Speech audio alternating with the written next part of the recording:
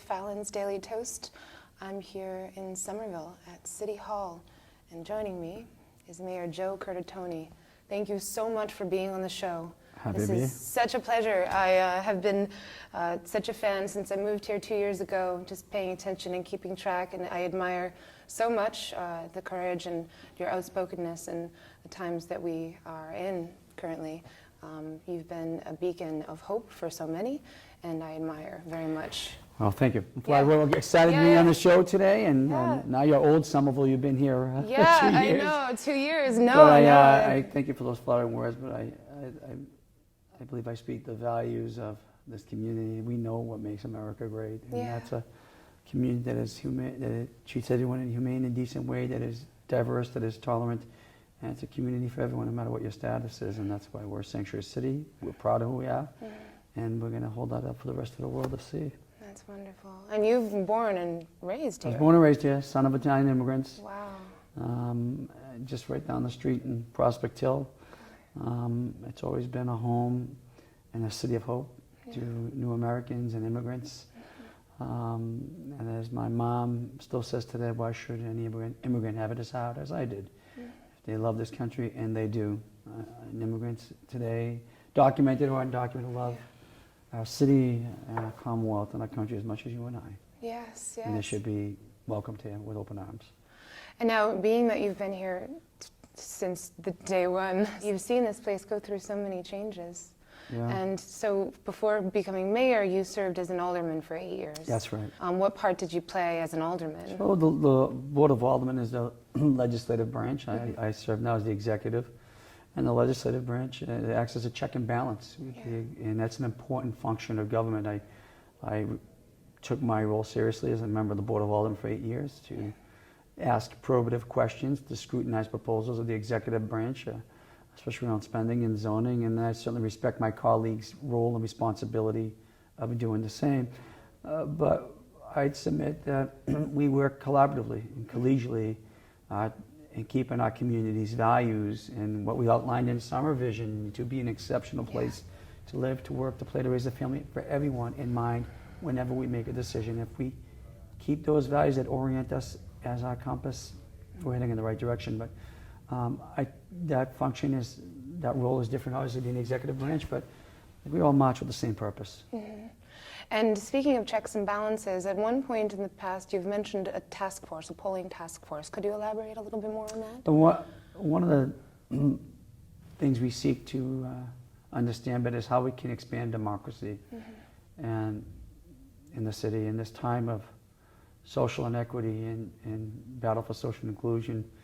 We want people to have confidence in their government and their public institutions. So whether we're looking and asking ourselves very tough questions about whether institutional racism exists in our institutions and the way we implement policy, I think we need to be very candid and honest about how can we open the doors of democracy and the ability for the public to participate either formally or to speak out or to run for office or to be more inclusive. So we are looking at all those ways right now. Sometime actually later this year we will be forming that task force by the fall, working group, and bringing in stakeholders from around the community to have that conversation. That's great. And as far as Sanctuary City, what does Sanctuary City mean to you, being a Sanctuary City? Well, it's interesting. If you look for a definition, there's really no formal definition. But the Sanctuary City movement really started in the late 80s and early 90s during the largest wave of undocumented immigration, largely as a result of civil war in Central America, El Salvador, consequently as a result of our foreign policy in the U.S., which destabilized countries like El Salvador. And people were fleeing for sanctuary, for safety. And it was the Catholic Church and law enforcement leaders, police chiefs saying, you know, these people are fleeing horrific conditions where the government is corrupt and the law enforcement institutions are corrupt and violent towards their own people. So in order to further public safety and public health in our communities, we need the ability to engage everyone, and we need to have them trust us. So by adopting a sanctuary city policy, we're saying we are not going to stop or question you based on our suspicion of your immigration status. And we've adopted that policy in 1987. We've been a sanctuary city for 30 years. There are now and almost 400 sanctuary cities, counties, states, Trust Act states, communities around the country, and growing. And it really speaks to our core values, again, as a free, democratic, and just society for everyone, and a society that wants to treat, again, everyone in a humane and a decent manner. And it works. Crime in Somerville, it's not the only reason, is down 52.9% since 1987, but it is absolutely true that being able to engage and have earning people's trust and that they can come forward and speak to law enforcement and their elected officials, especially when they're the victims of crimes, it does a lot of important groundwork to prevent crime. And it's proven to be true here in Somerville and communities around the country. And it's one of the great reasons why I love living here is because of that. Now, we can't prevent economic growth. Right. It happens. This is a great place. Yeah. Where we live is just one of the best in the world. Mm.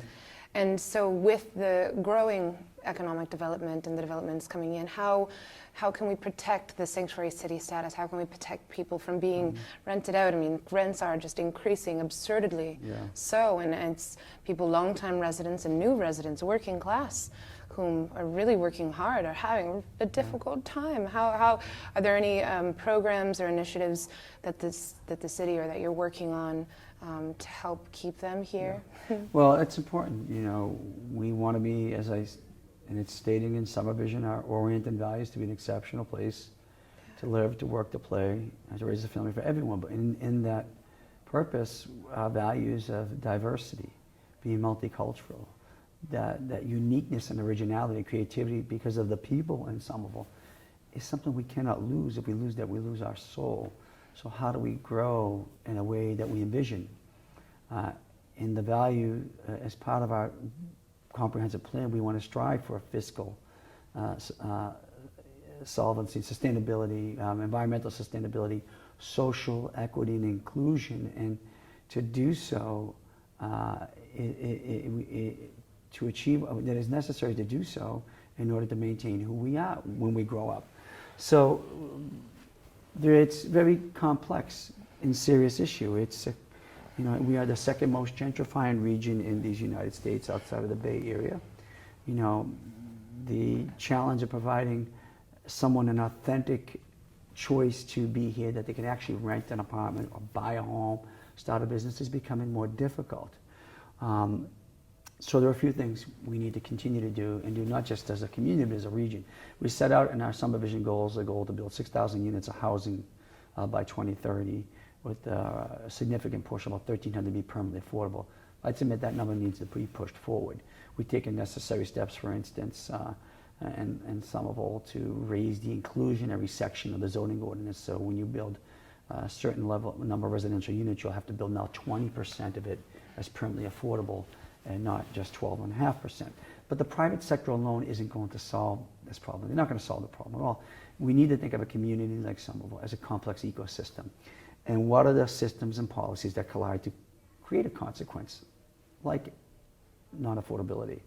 And there are everything from the need for affordable housing, and in this region, the greater Boston metro region, we need 435,000 units of housing by 2040 in order to give people that true choice and to remain economically competitive and viable as a region.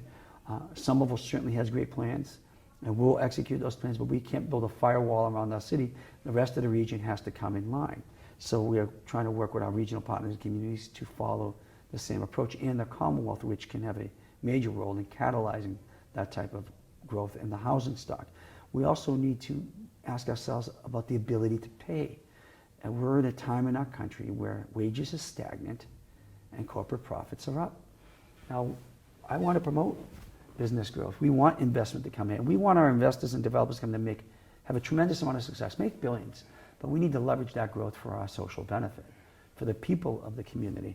So we want to connect here in Somerville our residents to the good paying jobs that we envision for the future. In Summer Vision, we call for a net new 30,000 jobs by 2030. But I want to make sure our residents have the training and access to those jobs. So what of our workforce development trainers in partnership with our agencies here in the city, with our CTE program at the high school, with local universities, to make sure that our residents have the skills, and education necessary to access those new jobs of the next great industry coming to Somerville as part of our development plans. But also the level of wages has to be addressed much broader in the Commonwealth. The minimum wage needs to be raised to $15. People are barely receiving a living wage when you talk about regions as expensive as the greater Boston metro region. And then we need to think about other ways where we can make livability or the choice to live in a community authentic. Is what is the cost of transportation? We want the Green Line in Somerville.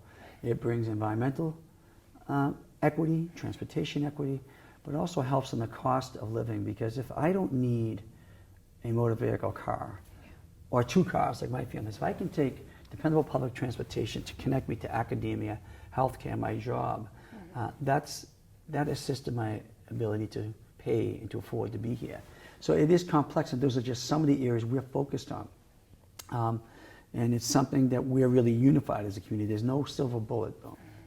We can't build our way just with housing, and we certainly can't just adjust wages, but it comes down to one's ability to pay to afford to be here.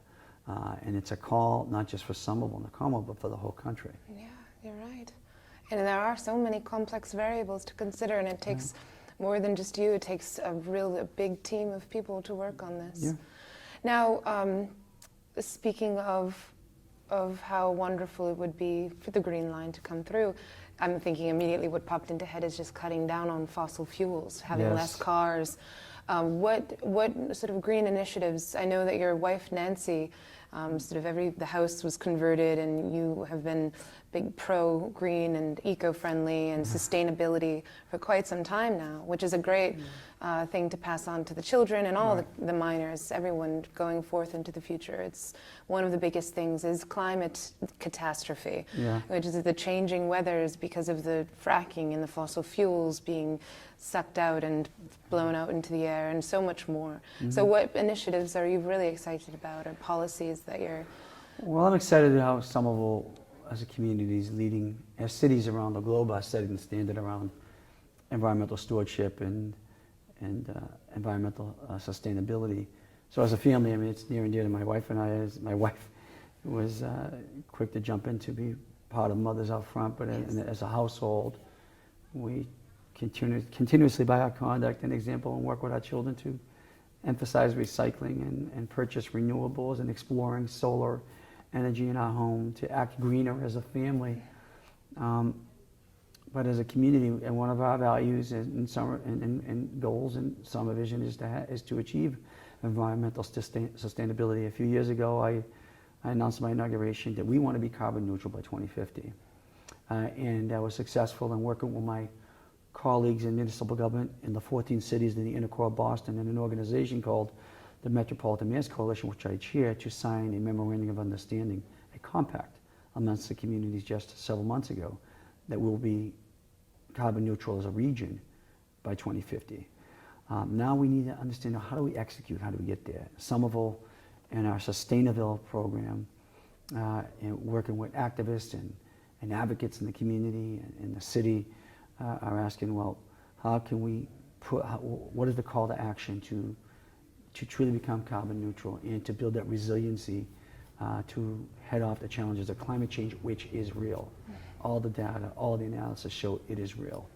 And that's important. So we've taken some steps. We completed the first greenhouse gas emissions study of the city. So we have a baseline of greenhouse gas emissions in the city, which will guide us in our decision making around policy, investments, and programmatic changes we need to develop or make, or the type of behavior we want to incentivize as we try to reach carbon neutrality by 2050. We're also implementing more straight-on programs like community aggregation, where we are able to pool the electricity load of the city and offer homeowners, more affordable purchasing options for electricity, and also give us greater opportunities to purchase more renewables. So we're doing the very technical pieces around acting greener and trying to be acting in a way that brings us to a level of sustainability envisioned by the community and necessary to head off the challenges of climate change. We set a very bold marker a stake in the dirt that this is where we're going to be by 2050. But we have to remind ourselves all the time and remind people that the worst case scenario tomorrow is judged by our actions, connected by our actions of today. And we cannot, although some of the things we do are very good and we should do the very technical pieces, but we can't act around the margins and the edges. We have to take very bold action today if we want the bold results of tomorrow. Somerville setting that standard is the value that's part of our DNA. That's one of our community goals, and we're excited that our regional partners are thinking or starting to think the same way. But the green line piece is critical to that too. The green line, we talked the environment. We have several environmental justice neighborhoods and communities within our community. We've seen the consequence over time where you remove transit in a city that had almost 20 rail and trolley stops in the mid-century, and when those were taken away, we've seen Interstate 93 come in and expanded Route 28, 200,000 cars per day coming through our community. Actually, it's more than that, but the Green Line will take off tens of thousands of cars per day off our roads, reduce emissions, and we know the consequences of living near and around interstate highways. We have more particulates in the air, a greater risk of heart disease, a greater risk of premature death, and respiratory illnesses, and this is something we have to take on for our health of ourselves, for our planet, for the next generation, our kids and our grandkids.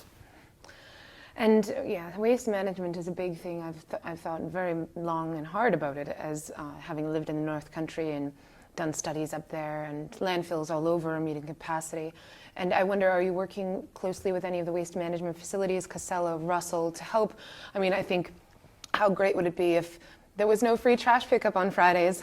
Do you think people would probably do something a little bit different with their trash, maybe not consume so much? Or? Well, no, that's a good point, because there was the whole pay-as-you-throw program where people, it's about changing behavior. It is. So how do you incentivize changing behavior?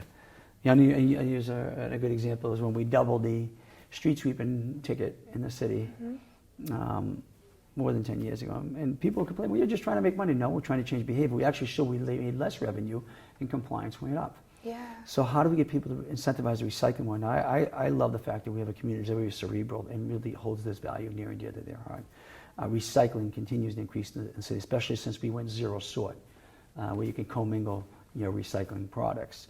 But how do we get more towards composting and incentivize that? So those are things we continue to study. Yeah. And we are looking at different programs where, whether fees or charges involved. I think that's great, especially for these larger corporations that produce so much. I think it's important, but what's been successful in the city is when we rally all our allies and stakeholders around this value, and it is community-based. It's really the community has driven the recycling and sustainability efforts and successes in Somerville, because it's part of our DNA, and it's certainly a top priority. And we're going to ask ourselves, how can we get to curbside composting? That is a major goal for us, and so we'll continue to study that and other necessary things we need to do to become carbon neutral. And how will the Green Line coming into Union Square change the Union Square? Like, what's the development for the master plan? Well, we saw. The Union Square neighborhood plan is really a model to be held up for really the country. Yeah. It also falls in line with what we're trying to unlock in Summervision. Summervision, as a community, we stated we want to create net new 30,000 jobs, more than 10,000 units of affordable of housing, 125 acres of new open space.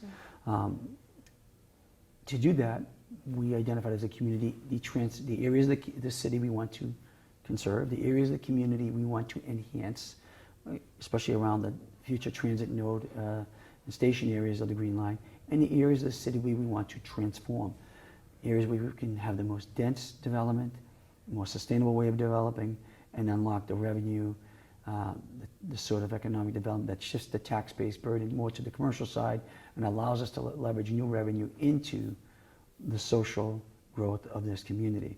So the Green Line does that in Union Square and in Boynton Yards and in Brick Bottom and in the Inner Belt, like we've done in Assembly, because it allows us to unlock the neighborhood plan, the Union Square neighborhood plan that brings in the net new jobs for the community, the net new tax revenue, the open space, and helps us really remediate and clean up some of the most dirty and underutilized sites in this city's history.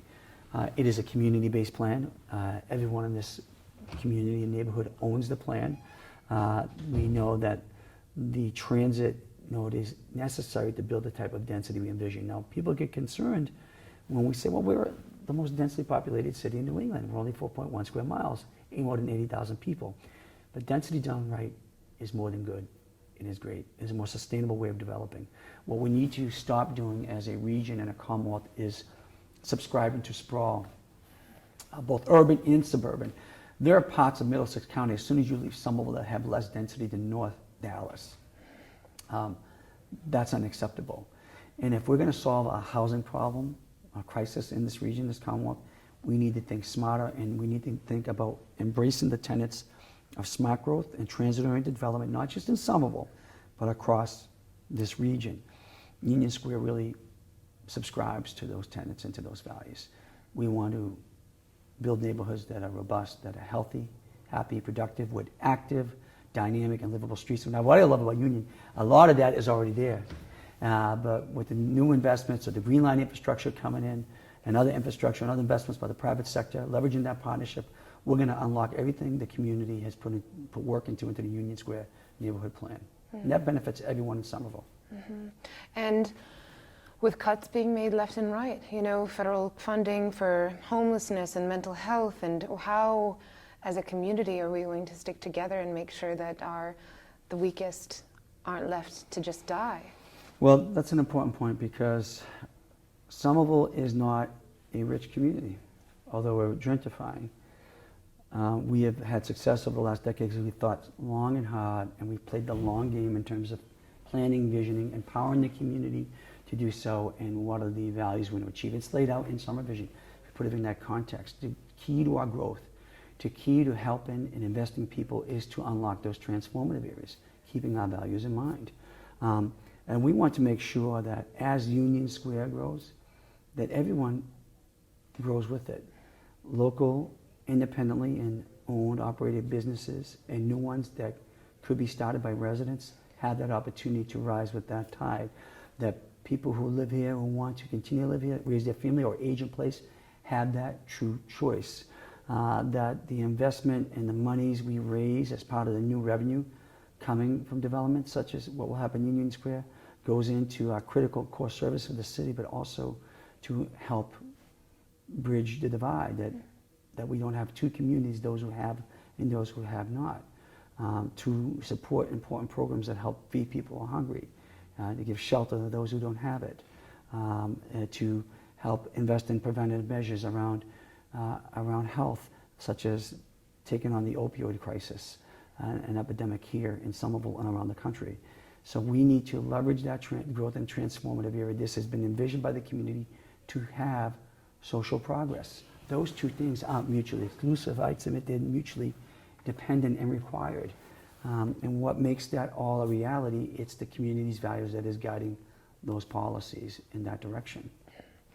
And speaking of the opioid crisis, which has been sweeping the nation for a long time, but this in particular is fentanyl, which is being often shipped from China and spread out to labs, and just terrible, really, what's happening. I went to a vigil recently in front of city. It was just actually in front of the high school, and just to see the picture after picture of these, an entire generation completely wiped out. And how are you working with law enforcement, local law enforcement here in Somerville, to counteract this epidemic that's happening? Well, Chief Fallon,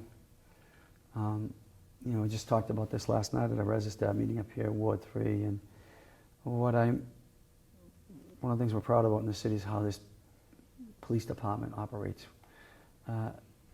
We don't police, we partner. The police department understands that they have an important role in the social progress of the city to do their work in a progressive and compassionate manner. We treat addiction not as a crime, and not as an offense against society, but as a social harm or ill. And how do we help that person to progress? Chief Fallon and the Somerville Police Department has been a leader nationally, so our officers are trained in that intervention. They're trained in intervention with those with obvious mental health issues, how to intervene and de-escalate a situation. They're trained to engage with those who come in, or those they engage on a call that may have an obvious addiction issue, or something that to their attention by a family member and how to get them services. And the old way of policing was to lock people up, treat someone with a drug addiction or a substance or dependent on substance as a criminal. That doesn't solve the problem. We cannot arrest our way out of crime, and in this case, we cannot arrest our way out of a public health epidemic. So the police department, our Health and Human Services Department, our schools, the Cambridge Health Alliance, stakeholders on the community have rallied around each other to understand, well, what are the leverage points in this complex ecosystem and this consequence that we have to pressure as a community to bring a result around, in this case, the opioid epidemic. And that's how we take it on. So the police department approaches it in that manner, as really as a problem solver and as almost as a social worker with a badge. So it's a different way of thinking about how we prevent crime or promote health. And the police department understands that if we're healthier as a community, if we could promote health, the community is going to be happier, more productive, and we're going to be safer. We're going to have less crime. And it seems as though currently it's Somerville and Gloucester are the only two that are using that model. I think more and more are. Okay. And I would like to say that, and I would tell you, we were way ahead of it. Yeah. And it's good to see that law enforcement needs to see its role in that manner. No longer, long gone are the days when we're riding around in police cars and vehicles and responding to calls and rousing and arresting people. That does nothing to make our community safer. It certainly does nothing to make America great. We see families are hurting when I hear a police officer tell me about going to a scene, any type of scene where there's a tragic death or a scene where they've gone to a home where there's obviously been an overdose. And they see the looks on family faces, one of sadness and tragedy, but almost one of hopelessness, like, boy, we just didn't know what else we could do. And that motivates, I think that motivates everyone. And from two perspectives: one, to do more to help people; two, understand that this can happen to anyone. No one's immune from this epidemic or this crisis. And I certainly know, and I'm sure everyone has someone they know or they're related to that is suffering from this, who has experienced this. And then it is an epidemic and a crisis across this country. And so from education to prevention measures to interventions to understanding how the drug industry needs to play a role in this, to how healthcare providers and those who prescribe medication or narcotics have to play a role. I think all eyes are on this, and we have a ways to go, but it is an epidemic that's only going to be resolved by the greater community. And there's so many studies have come out just saying that the war on drugs has mainly caused so much of the black market, because prohibition on anything, War on drugs hasn't worked. No. We need to be honest about it. Yeah, thank you. It just hasn't worked. Just say no to drugs is a nice saying, but my wife and I have 4 sons. Yeah. Don't worry about them. And I tell them these stories all the time. And there's an interesting documentary about this on HBO, and I want them to see it. Yeah. And you raise your children, and you hope and pray they make good choices. And I want people to understand that sometimes this choice isn't the person's choice. Many stories people have been prescribed opiates, and our bodies all react differently, and they're immediately addicted. And I've seen their life spiral downward. People I know, people I'm related to. It is sad, and it's tragic, and you hope and pray you don't get that phone call. And this is, I've talked to parents who had a child die or a sibling die or a relative die. And you say, just hope and pray, and then you get that call. And it's just like, it's a feeling of hopelessness. Yeah. And I think that's what a lot of people are feeling, is just hopeless. Yeah. So I think the actions, the way our police department, Chief Fallon, and the men and women of Somerville Police, they give you some hope. It's that type of compassionate policing that makes a difference. How are the intergovernmental cooperations? I mean, it's such a density, but we're right beside Cambridge and Malden, and there's so many. How are your relationships with? They're great, and that's an important point. These issues know no boundaries. Right. No boundaries of geography, no boundaries of ethnicity, no socioeconomic boundaries. They're impacting all of us. and from a governmental or law enforcement collaborative regional, we're all working together. We've shared our approach with other communities, large and small.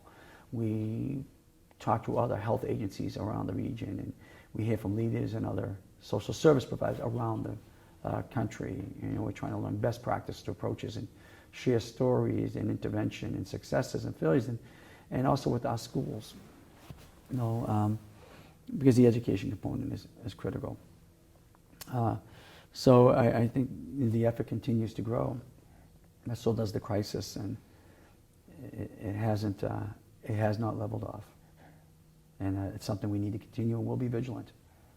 I know just recently I had Matt McLaughlin on the show, and he's been very vocal against federal realty development, wanting to abide by the percentage that they, in 2006 I believe it was, and when they started development at Assembly Row, of 12.5%, and they're trying to stick to that as opposed to move forward with the increase. How are your feelings about that? Well, so it's true, that was the agreement with the community, with the city, 12.5%. And it's fair for anyone to ask, to say, well, we want to renegotiate the bargain or the deal. And because we agree this issue is serious, as we just talked about affordable housing. So Federal Realty is within their rights to see, the zoning requirement changed after the deal was made, and they're seeking a waiver that is allowed under the rules. And there's been a lot of local opposition, and there's also a realization on our part that they're being honest and that was the deal, but we understand that this is serious, and I get the phone calls every day. I'm looking for a home, or I'm being priced out. So what we're trying to do is give space and information to the planning board, and people should know the planning board is independent, the mayor's office. We appoint the members of the planning board and confirmed by the board.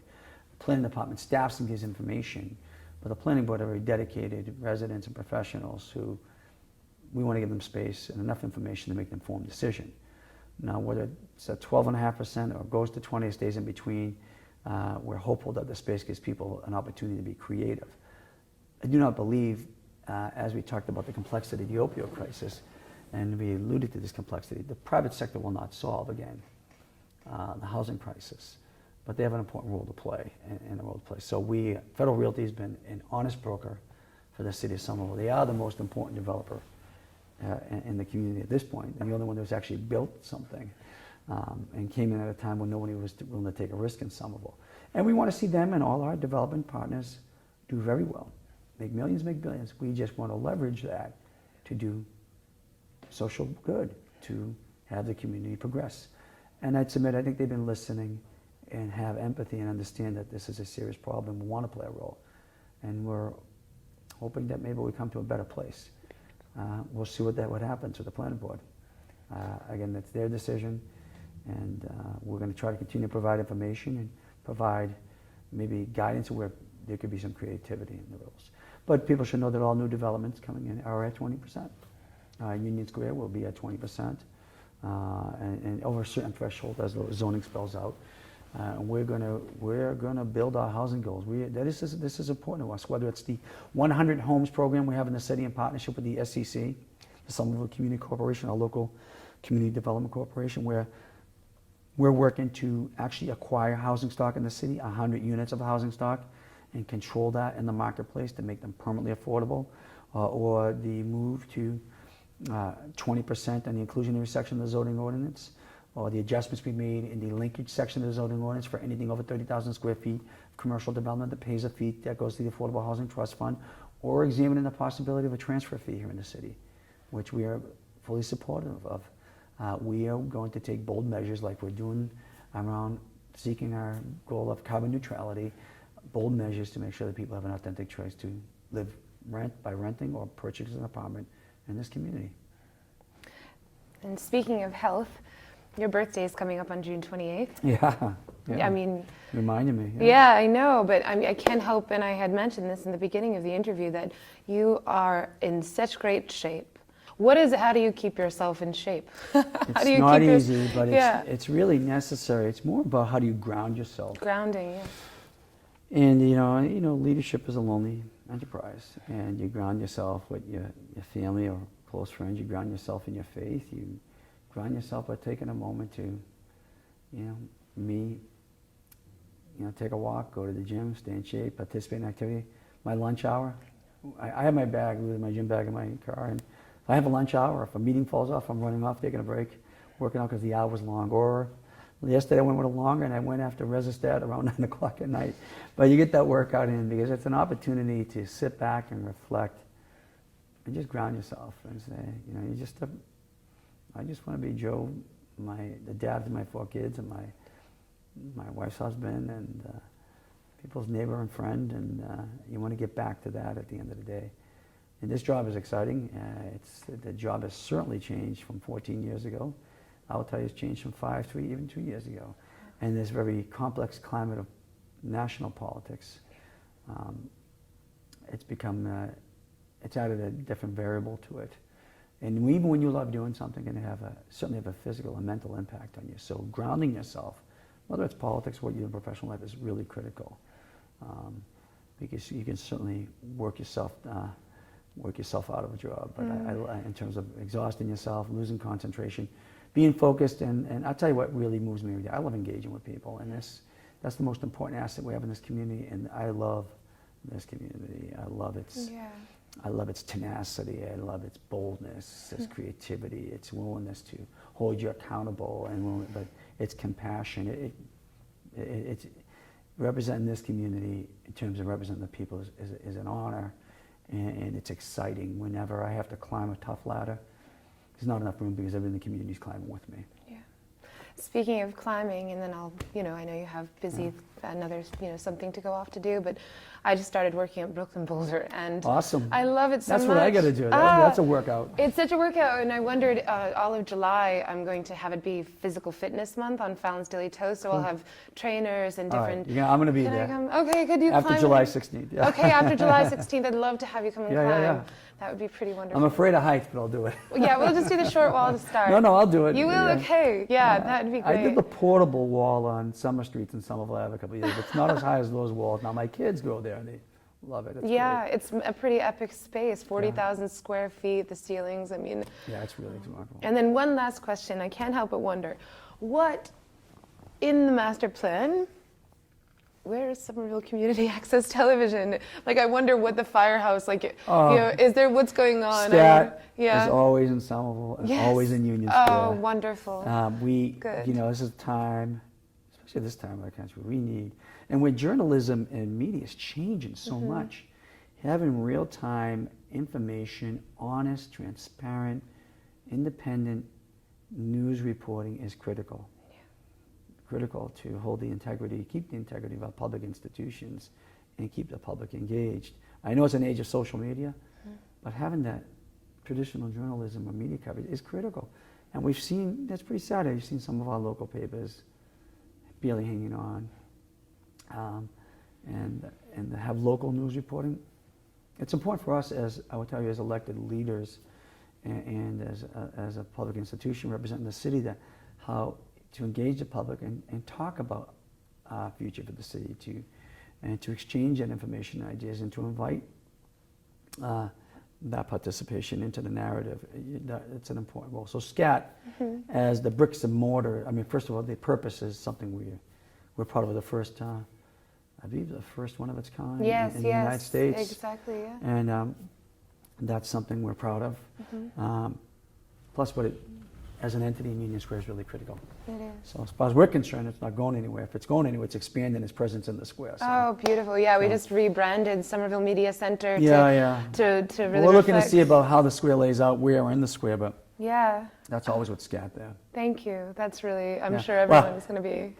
You're welcome. But yeah. I could try to move it. I don't think I'd be here long in there if I tried to, but there's never a purpose. It is such an incredible space where really community just gathers there. Well, thank you so much for being on the show, and I'd love to, thank you very much. have you on again. Always. Yeah. And after July 16th, I'll expect Brooklyn Boulders. Brooklyn Boulders, okay. My wife will just raise the insurance coverage. That's great. Well, thank you everyone for tuning in, and this won't be the last time you see Mayor Joe Curtatone on the show. Absolutely. Thank you so much. Thank you. All right.